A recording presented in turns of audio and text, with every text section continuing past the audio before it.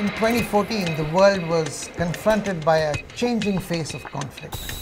We documented killings, indiscriminate attacks, sexual violence, ethnic cleansing, abductions committed by state forces, but also increasingly by non-state armed groups whose rising power presents a new challenge for those who are striving to protect human rights.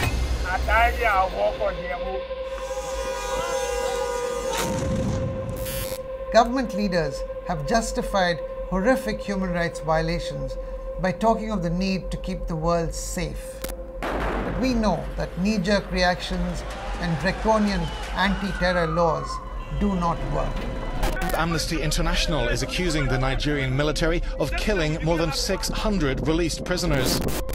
We did some things that were wrong. We did a whole lot of things that were right, but we tortured some folks. كان حاكم الحكم الأولاني كان 529 تم تعديله إلى 37 إعدام والباقي مؤبد.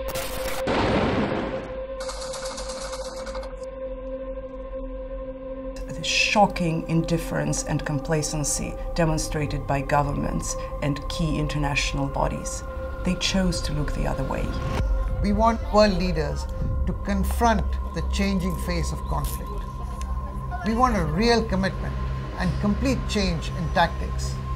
In the future, this year may come to be known as a year of historic failure for progress in human rights. Permanent members of the Security Council must renounce their veto powers in situation of mass atrocities, which would enable the United Nations to take real action to protect civilians.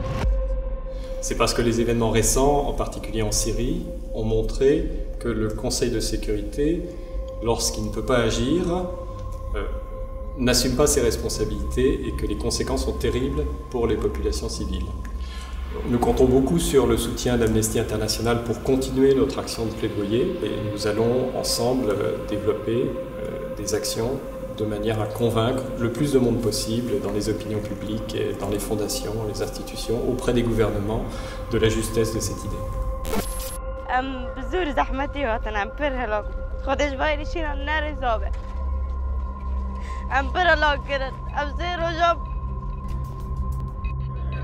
Amnesty International has warned the EU's immigration policy is turning the continent into Fortress Europe and putting lives at risk.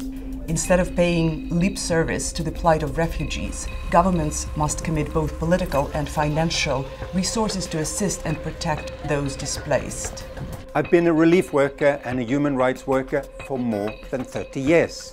I have never seen as many people fleeing from conflict, from human rights abuse, from war as now.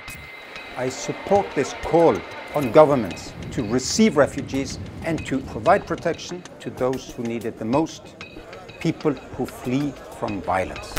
Amnesty International now claims to have concrete proof of direct Russian military involvement in the conflict. Another crucial step would be to join and implement the Arms Trade Treaty and to further restrict the use of explosive weapons with wide area effect in populated areas. That alone can save thousands of lives. Закончила рабочий день и пошла за помощью. И в этот период произошел выстрел. It is equally important to confront the shrinking space for civil society and continued attacks on freedom of expression, both on and offline. We will make sure that nobody can say, "I did not know."